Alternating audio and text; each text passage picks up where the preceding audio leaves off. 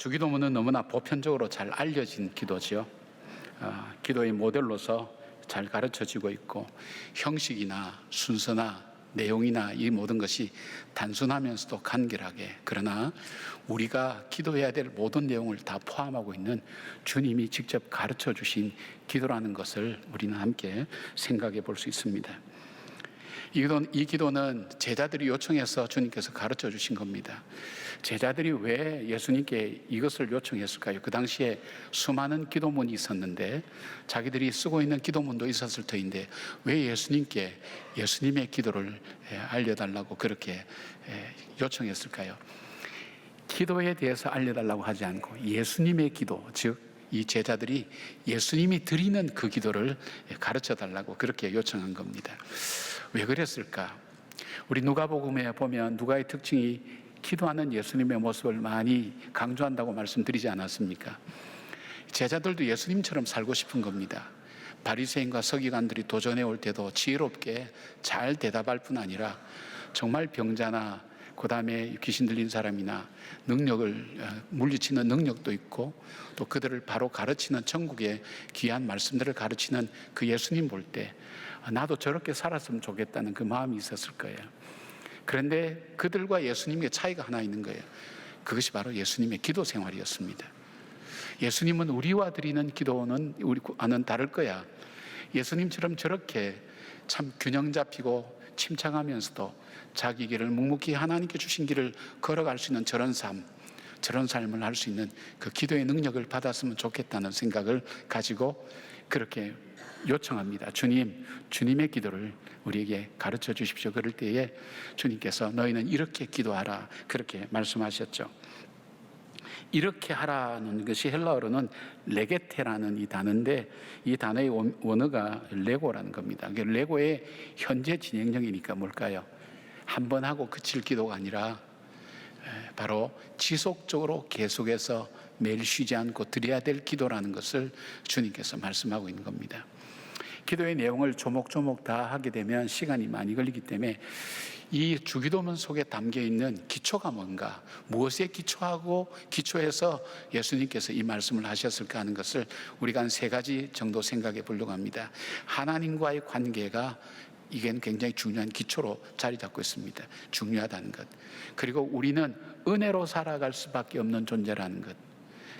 그거에 대한 부분이 있고, 그리고 성령의 도우심이 없이는 우리는 살아갈 수 없는 존재라는 것을 이 기도 속에 다 담고 있습니다. 이 3가지를 하나씩 우리가 생각해 보시면서 여러분이 정말 나도 주기도문을 하고 싶다는 그런 마음이 들어갔으면 좋겠어요. 저도 참 삶이 어렵고 복잡하고 힘들고 기도가 안 될 때에는 어떤 기도해야 될지 모르겠어요. 그때는 주기도문을 조용하게 계속해서 읊조립니다. 그리고 하나씩 묵상합니다. 그러면서 그 어려움들을 이겨나가게 됩니다. 내가 정말 중요할 때는, 급할 때에는 해야 될 기도를 못할 경우가 많거든요.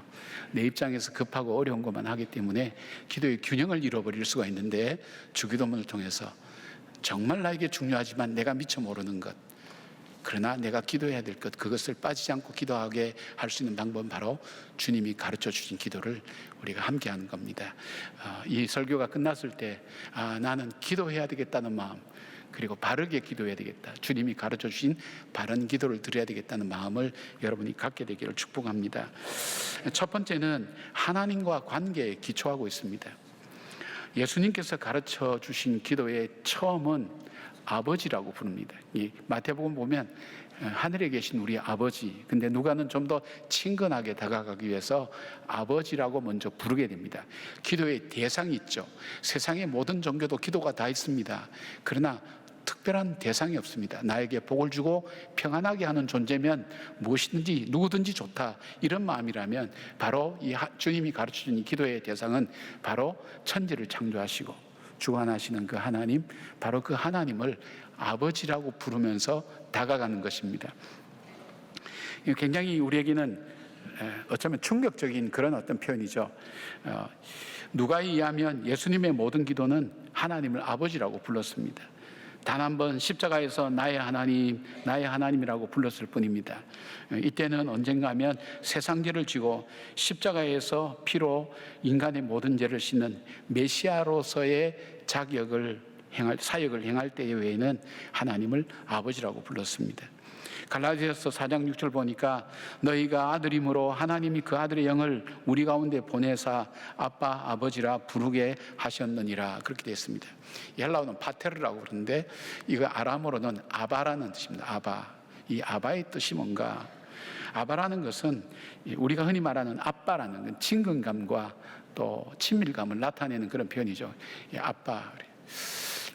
아들이 있는데 그 아들이 아빠, 그동안 아빠를 너무 불렀더니 저도 지루해요. 오늘부터는 아저씨라 부를게요. 이러면 여러분 기분이 어떨까요?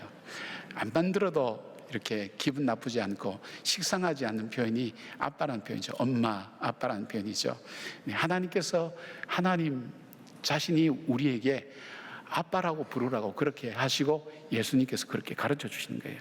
얼마나 놀라운 축복인가 하는 걸 알 수가 있습니다. 그런데 이 아람어 아바에는 두 가지 의미가 있어요. 하나는 참 친근하고 가깝게 느끼는 그런 마음으로 아버지라고 부르는 경우도 있고, 그런데 그 아버지의 존재를 존중하고 그리고 귀하게 여기는 그 마음이, 이 두 가지 뜻이 여기 포함되어 있어요. 이것을 마태는 하늘에 계신 우리 아버지라고 표현했는데, 이 아버지라는 이 속에는 뭐냐면 그 하나님의 존재에 대한 인정이에요. 여러분이 아빠 부를 때는 그 아빠가 나의 아버지라는 그 존재에 대한 인정이잖아요. 아빠를 아빠로 여겨주는 그 존재에 대한 인정이잖아요. 그러니까 우리가 하나님께 하나님 아버지 부를 때에는 아버지라는 그 하나님에 대한 존재에 대한 인정이에요. 어떤 하나님이죠? 절대 이 권능을 가진 그런 하나님이죠. 천지를 창조하시고 역사를 주관하시고, 그리고 이 역사를 주관하실 뿐 아니라 내 인생에, 내 삶에 생사화복을 주관하시는 그 바로 그 하나님, 그 하나님에 대한 고백이 여기 함께 들어있는 것을 봅니다. 하나님의 절대 주권을 나타내고 있죠. 신학자인 요아킴 예레미야스도 연구를 통해서 수많은 문헌을 살펴봐도 하나님을 아버지라고 부른 분은 예수님밖에 없다고 했습니다. 그런데 우리가 하나님을 아버지라고 부를 때 우리가 먼저 우리가 어떤 사람이었는가 하는 것을 알아야 돼요. 하나님께서 우리에게 아버지라고 부르라고 그랬는데 우리가 대체 어떤 사람인가?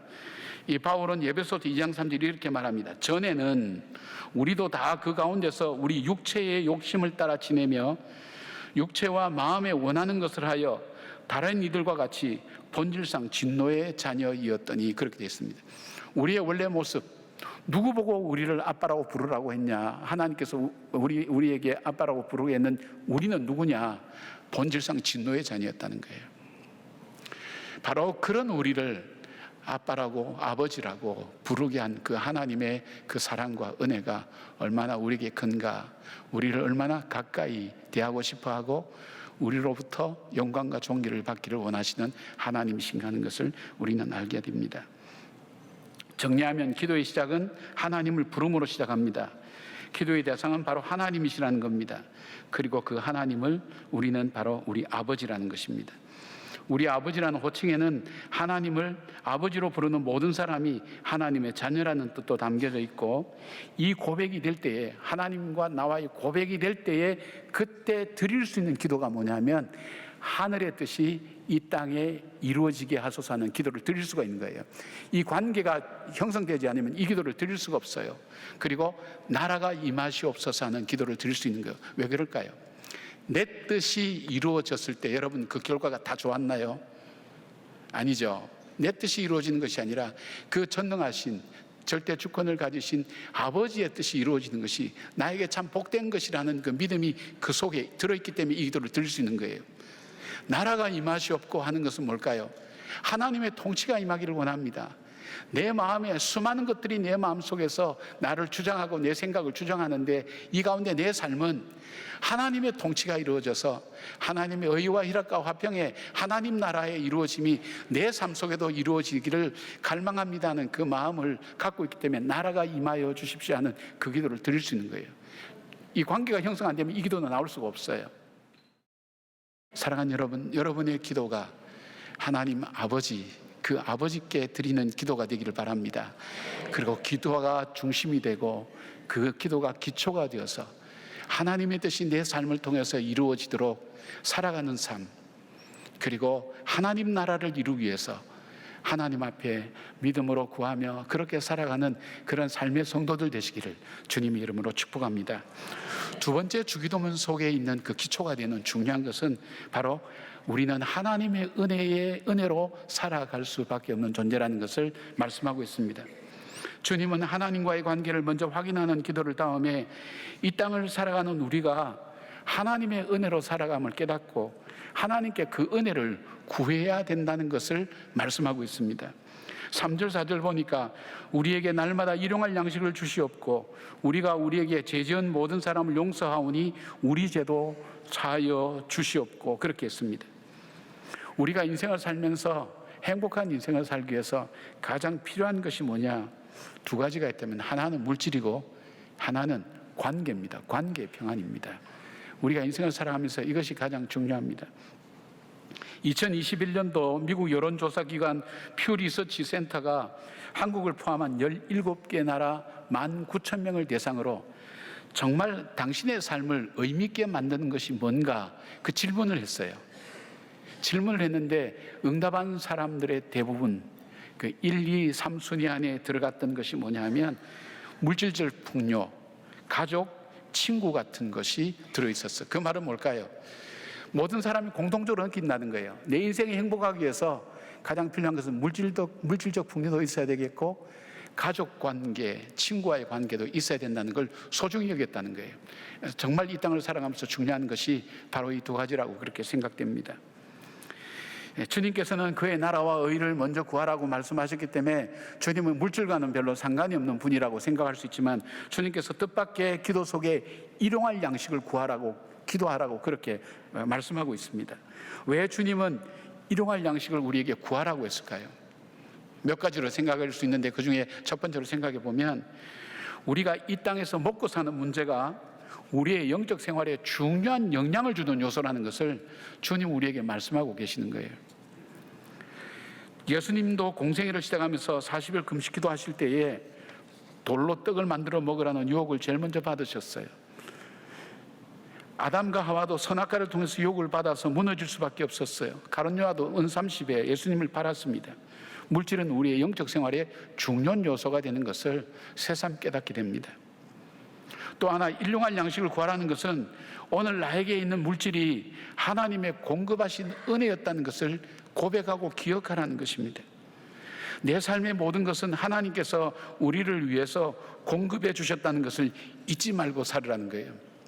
아니 내가 노력해서 내가 애써서 번 것도 많고 내가 이루어놓은 것도 많은데 내가 노력을 많이 했다 그러는데 어떤 분들이 유명한 분들이 통계를 냈는데 우리 인간은 나기 전에 70%를 이미 주어진 곳에서 시작한다는 거예요. 그러니까 우리가 노력하고 애써봐야 30%밖에 되지 않는다는 거예요. 70%가 이미 우리에게 결정되어 있는 거예요. 이미 주어진 거예요. 그리고 그 위에 우리가 애쓰고 힘쓰는 거지 근본적인 또 어떻게 보면 가장 중요한 것은 이미 우리에게 주어져 있어요. 그렇기 때문에 모든 것이 하나님께서 우리에게 주신 것이라는 것을 잊지 않는 삶, 그러기 위해서는 일용할 양식을 구하라는 말씀을 그렇게 하고 있는 것입니다. 사랑하는 여러분, 히브리서 12장 15절에 이런 말씀이 있어요. 너희는 하나님의 은혜에 이르지 못하는 자가 없게 하고 용서는 어디서부터 나타나는 겁니까? 바로 나를 위해서 바로 하나님께서 그 아들을 죽이셔서 보배로운 피 흘려서 나의 죄를 용서해 주시고 구속함을 받았다는 그 믿음과 확신이 내 속에 들어올 때 비로소 나 자신도 용서할 수 있고 내 안의 문제도 풀어갈 수가 있는 거예요. 그리고 그 관계도 풀어갈 수 있는 힘이 그 하나님께로 받은 그 은혜가 우리 속에 충만할 때 우리는 풀어갈 수 있는 겁니다. 하나님께서 오늘 우리에게 주신 일용할 양식을 구하라는 것, 나에게 주신 것, 하나님께서 주신 것이라는 그 믿음의 고백을 가지고 살아가는 것, 그리고 나에게 평안을 위하여 그 하나님의 용서를 구할 뿐 아니라 내 자신도 용서하고 용서함으로 과거를 과거로 보내고 상처를 덮을 수 있는 바로 그 은혜가 하나님의 은혜를 기억하는 데서 우리에게 그것이 이루어지는 것을 주님께서 아셨기 때문에 우리에게 그것을 구하라고 하셨어요. 하나님 은혜를 구하라고 하셨어요. 물질에 문제 있습니까? 구하십시오. 많아도 구하시고요, 작아도 구하시고 없어도 구하시고 있어도 구하십시오. 왜냐하면 매일매일 공급하시는 분이 하나님이라는 그 고백을 놓치지 말아야 됩니다. 그리고 하나님 주신 것을 잊지 마셔야 됩니다. 그럴 때에 물질이 나를 부리지 않습니다. 아니면 내가 물질에게 부림을 당하게 됩니다. 노예로 살 수밖에 없습니다. 바로 하나님이 주신 것을 가지고 살아갈 수 있도록. 관계에 어려움이 있습니까? 우리 주님께로부터 용서받은 나를 기억하고 나 자신도 먼저 용서할 뿐 아니라 그리고 다른 사람도 용서할 수 있는 그 넉넉함을 주님께 구하시기를 바랍니다. 오늘도 하나님께서 주신 그 은혜에 의해서 살아가는 것을 고백하는 일용할 양식을 구하는 것, 삶의 평안을 위해서 바로 용서라는 것을 하나님께서 부어주시도록. 이 인위적으로는 힘들어요. 저도 용서 클리닉을 이 박사과정이나 학생들 한 3시간씩 이렇게 해봤지만은 인위적으로는 참 힘들어요. 결론은 뭐냐면 인간이 성숙해야 할 수 있는 것이 용서다, 그렇게 얘기를 해요. 그 성숙이 어디서 올까요? 주님의 은혜에서 우리에게 오는 겁니다. 그 은혜가 우리에게 풍성하게 부어질 때 우리가 함께 용서하고 또 나갈 수 있는 겁니다. 근데 주님께서 일용할 양식을 구하고 복된 관계로 평안을 누리도록 기도하기를 우리에게 원하셨어요. 그렇게 기도한 여러분 되기를 바랍니다. 세 번째 기도문은, 주기도문은 성령님의 도우심을 기초로 하고 있어요. 4절 후반부에 보니까 우리를 시험에 들게 하지 마시옵소서 하라고 하셨고, 이것을 마태복음 6장 13절에는 이렇게 말씀하고 있어요. 하나 좀 덧붙였어요. 우리를 시험에 들게 하지 마시옵고 다만 악에서 구하시옵소서라고 그렇게 했습니다. 여러분, 우리 힘으로는 할 수 있는 것과 할 수 없는 것이 있습니다. 많은 것을 할 수 있는 사람을 유능한 사람이라고 하면서 존중하고 귀하게 여기죠. 근데 아무리 유능한 사람이라고 해도 결코 할 수 없는 일이 있는데 그것은 시험에 빠지는 겁니다. 타락한 인간에게는 육신의 정욕, 이생의 자랑, 안목의 정욕으로 자기도 모르게 시험에 빠지는 경우가 많습니다. 야고보서 1장 14절 15절에 이 말씀이 있습니다. 오직 각 사람이 시험을 받는 것은 자기 욕심에 끌려 미혹됨이니 욕심이 잉태한 즉 죄를 낳고 죄가 장성한 즉 사망을 낳느니라고 말씀합니다. 불완전한 우리 인간의 모습에서 나오는 것이죠. 시험은 죽음에 이르는 죄를 짓게 만드는 어려운 위기인 것입니다. 이 성령님의 도우심 없이는 우리는 이 시험에서 이길 수가 없어요. 그래서 이 시험을 보통 두 가지로 나누죠. 테스트와 이 템테이션으로 나누죠. 뭐냐면 우리에게 훈련을 시킬 때도 이 시험이 우리가 필요하고요. 우리를 파멸로 빠뜨리는 유혹에 빠질 때도 이 시험이 우리 속 오게 되겠어요. 악에서 빠지면 헤어나올 길이 없어요. 그런데 우리를 악으로 몰아넣는 그 악한 영들이 있다 그랬죠. 사탄이 있다 그랬죠. 지난번에 우리 삶은 영적 전쟁입니다, 그렇게 말씀드리면서 제가 말씀드렸을 거예요. 우리 신앙생활은 우리가 믿음의 생활을 하면서부터 영적 전쟁이 시작되는 거예요. 우리가 이 구원의 이 놀라운 복음을 갖고 있는 한 우리로 하여금 하나님의 구원받은 백성으로 살아가지 못하도록, 하나님의 백성답게 살아가지 못하도록 우리로 하여금 끊임없이 유혹하면서 우리를 넘어뜨리게 만드는 악의 세력이 있다는 거예요. 내가 이것을 깨달았을 때는 이미 늦는 거예요. 예수를 팔 생각을 넣었던 바로 이 가룟 유다도 시험에 들었지만 자기가 시험에 들은 줄 몰랐어요. 사랑하는 여러분, 우리는 이 시험에 주님의 도우심, 성령님의 도우심 없이는 이 시험을 분별할 수도 없고 이 시험에서 빠져나올 수 있는 길도 모릅니다. 빠질 수는 있어요. 그러나 거기에 머물지 않고 빠져나올 수 있는 길을 찾는 것은 성령의 인도하심이 없이는 우리는 나올 수가 없다는 것입니다. 그래서 우리가 이 기도를 드려야 되는 것입니다. 근데 이 시험보다 더 어려운 것이 있다 그랬어요. 그것이 뭐냐면 악에게 빠지는 거죠. 악에게. 성령님만이 분별하실 수가 있어요. 성령님만이 우리를 도울 수 있어요. 우리를 공격하는 구체적인 대상이 우리보다 뛰어난 존재라는 거예요. 베드로는 어떻게 했어요? 사단이 밀가부를 하려고 했지만은 주님께서 기도하셔서 베드로는 돌이킬 수가 있었어요. 그리고 그 다음부터는 그는 자기를 의지하지 않고 바로 하나님을 의지하며 복된 삶을 살아갈 수 있어요. 그런데 이렇게 우리에게 권고합니다. 베드로전서 5장 8절에 근신하라 깨어라 너희 대적 마귀가 우는 사자같이 두루다니며 삼킬 자를 찾나니라고 경고하고 있어요. 바울은 에베소서 6장 17절 18절에 이렇게 말씀합니다. 구원의 투구와 성령의 검 곧 하나님의 말씀을 가지라. 모든 기도와 간구를 하되 항상 성령 안에서 기도하고 이를 위하여 깨어 구하기를 항상 힘쓰며 여러 성도를 위하여 구하라고 권고하고 있습니다. 주님께서 왜 악에서 구해달라는 기도를 하게 하셨을까요? 인간은 하나님의 보호하심과 인도하심 없이는 구원의 복을 누리지 못하고 주님의 뜻도 이룰 수 없는 연약한 존재이기 때문입니다. 인간의 힘으로는 절대로 악을 이길 수가 없습니다. 요한일서 4장 4절에 자녀들아 너희는 하나님께 속하였고 또 그들을 이겼나니 이는 너희 안에 계시니가 세상에 있는 자보다 크심이라 그렇게 말씀하고 있습니다. 여러분, 악을 이길 수 있는 사람이 여러분 중에 있습니까? 우리가 이길 수 있다면 어떻게 이길 수 있을까요? 이미 우리가 깨달았을 때는 모든 것 잃어버리고 난 다음입니다. 목선 나무로 만든 배를 만들 때 가장 중요하게 여기는 것이 쓰는 것이 돛이라고 하는 이 돛입니다. 돛인데 이 돛을 쓰는 나무는 시련을 많이 겪은 나무를 쓴다고 합니다. 그래서 이 태풍이 일어나서 배가 파손될 때 그 뱃사람이 살 수 있는 방법이 한 가지 있는데 그것은 뭐냐면 이 돛에다가 자기의 몸을 밧줄로 묶는 겁니다. 그럼 그 태풍의 물속에 휘말려서 들어가지 않습니다. 물 위에 떠 있습니다. 그 돛의 그 역할 때문에. 그것을 비유하면 우리를 주님께 메어두지 않으면, 성령께서 우리를 붙잡지 아니하시면 우리는 시험과 환난이 올 때, 또 악한 시험과 유혹이 올 때 우리는 빠져서 헤어나오지 못하고 그리고 어려움 속에 들어갈 수밖에 없다는 것입니다. 그래서 늘 우리는 어떻게 할까요? 우리가 좋은 일이 있어도 또 어려운 일이 있어도 성령님께 의지하고 주님의 도우심을 구하는 기도가 필요한 것을 말씀합니다.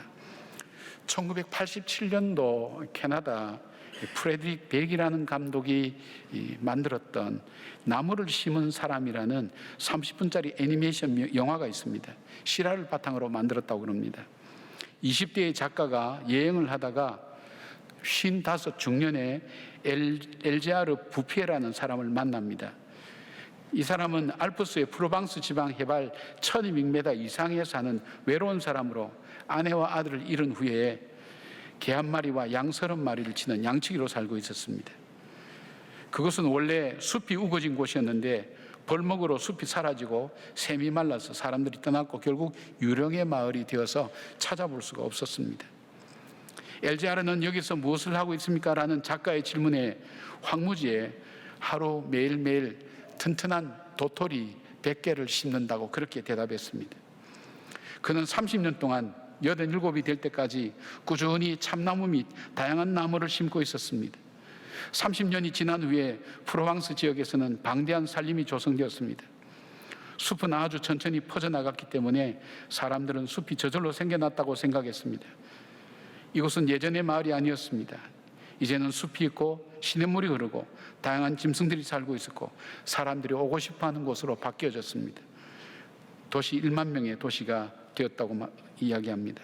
이 모든 일은 뭐냐면 아무도 알아주지 않았지만 황무지였던 그곳에 낙심하지 않고 고독과 싸우면서 하루에 100개씩 도토리를 심어서 나무를 피웠던 바로 그 사람의 삶이 있기 때문입니다.